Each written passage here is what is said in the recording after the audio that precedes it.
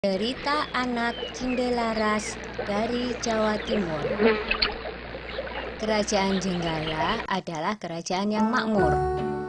Namun semenjak rajanya yang bernama Raden Putra memiliki selir, semua jadi berubah. Kerajaan yang tadinya tenang, kini selalu bermasalah. Selir raja yang iri dengan permaisuri menjadi dalang semua masalah tersebut. Selir raja ingin mengusir permaisuri dari istana. Suatu ketika, selir bersama tabib raja memfitnah permaisuri.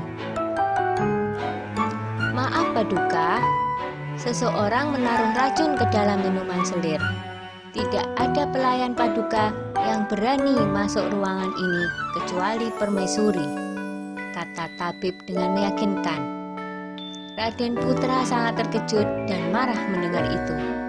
Ia memerintahkan patihnya untuk membuang permaisuri ke hutan. Untunglah Sang Patih adalah seorang yang bijaksana. Ia sebenarnya tidak tega meninggalkan permaisuri yang sedang mengandung sendirian di hutan. Maafkan hamba permaisuri, hamba tidak punya pilihan lain, kata patih. Patih membuatkan rumah kecil untuk permaisuri dan kemudian meninggalkannya. Setelah beberapa bulan di hutan, sang putri melahirkan seorang anak laki-laki.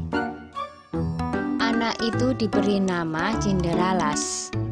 Karena lahir dan tumbuh di hutan, Cindelaras berteman dengan binatang-binatang di hutan itu. Suatu hari, di saat asik bermain, seekor burung Raja Wali menjatuhkan sebutir telur.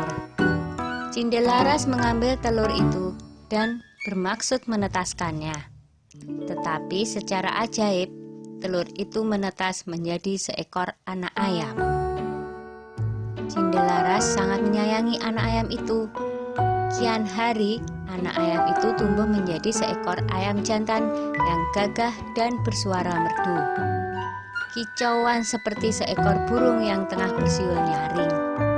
Yang lebih mengejutkan adalah setelah bersiul nyaring, ayam itu berkokok. Kukuruyuk! Tuanku adalah Cindelaras. Rumahnya di tengah rimba, atapnya daun kelapa. Ayahnya Raden Putra. Cindelaras memperlihatkan ayam jantan itu kepada ibunya. Ibu Cindelaras yang mendengar kokok ayam itu akhirnya menceritakan asal-usul mengapa mereka sampai berada di hutan.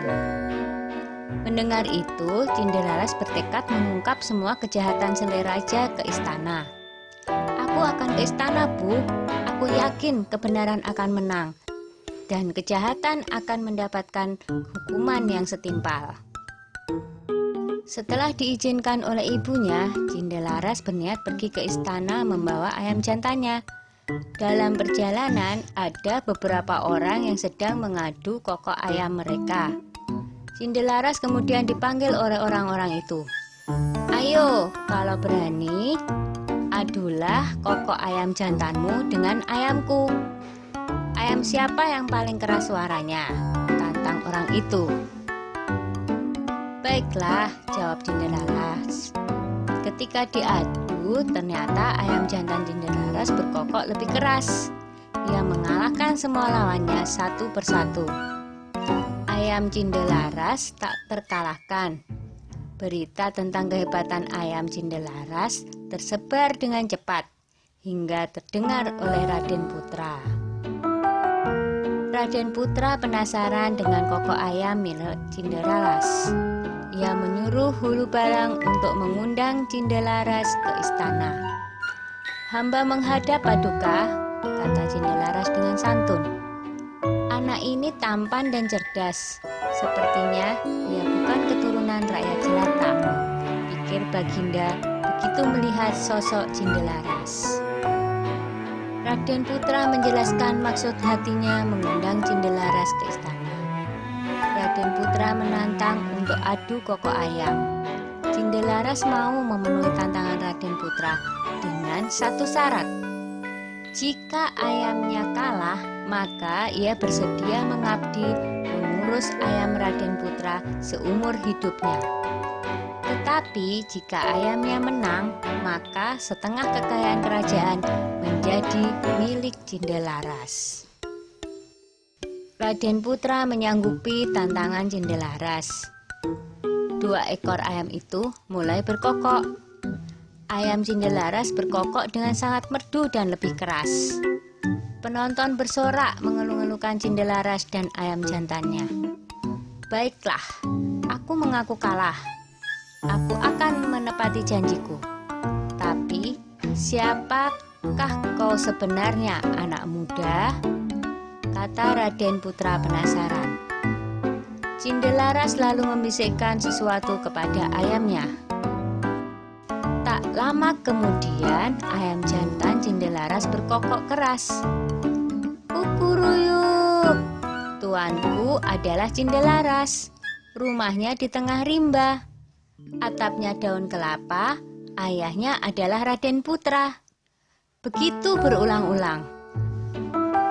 Raden Putra kaget mendengarnya, lalu bertanya, "Benarkah apa yang aku dengar?" Lalu Cindelaras menjawab, "Benar, Baginda. Hamba Cindelaras, ibu hamba adalah permaisuri Baginda." Bersamaan dengan itu, sang patih segera menghadap dan menceritakan semuanya. "Aku telah melakukan kesalahan," kata Baginda Raden Putra. "Aku akan memberikan hukuman yang setimpal pada selir dan tabibku yang bersekongkol dengannya," lanjut Baginda dengan murka. Kemudian selir pun dibuang ke hutan. Raden Putra memeluk anaknya dan meminta maaf atas kesalahannya selama ini. Raden Putra dan hulu balangnya segera menyambut permaisuri di hutan. Akhirnya Raden Putra, permaisuri, dan Cindelaras berkumpul kembali. Setelah Raden Putra tiada, Cindelaras menggantikan kedudukan ayahnya dan memerintah dengan adil dan bijaksana. Dah ya cerita Cindelarasnya. Jumpa lagi.